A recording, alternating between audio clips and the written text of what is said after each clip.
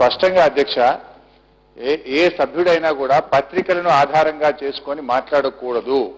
ఖచ్చితంగా ఇతర సభ్యుల మీద కానీ ఇంకెవరిపైన కానీ ఆరోపణలు చేసేటప్పుడు ప్రాథమిక ఆధారాలను చూపించి ప్రియర్ పర్మిషన్ తో మాత్రమే మరి చేయవలసి ఉంటుంది అధ్యక్ష.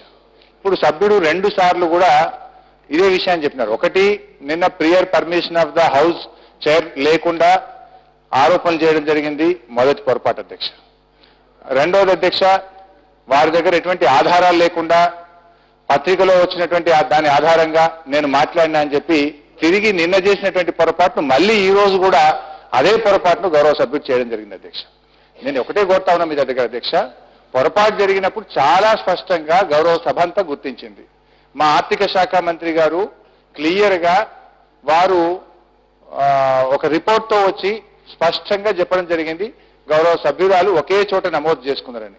ఇంత స్పష్టంగా సభను తప్పుదోవ పట్టించినను, తప్పు మాట్లాడినము, వాస్తవాలు వక్రీకరించబడ్డాయని తెలిసిన తర్వాత బేషిజాలకు పోకుండా గౌరవ సభ్యుడు బేషరతుగా వెంటనే క్షమాపణ చెప్పి మిగతా అంశం మీద మాట్లాడమనండి, మాకు అభ్యంతరం లేదు. ఇంట్లో బేషిజాలు ఉండాల్సిన అవసరం లేదు అధ్యక్ష. మీరు ఇంకా మీరు బడ్జెట్ మీద మీరే మాట్లాడాలి, మీరు మాట్లాడడానికి మాకేం అభ్యంతరం లేదు.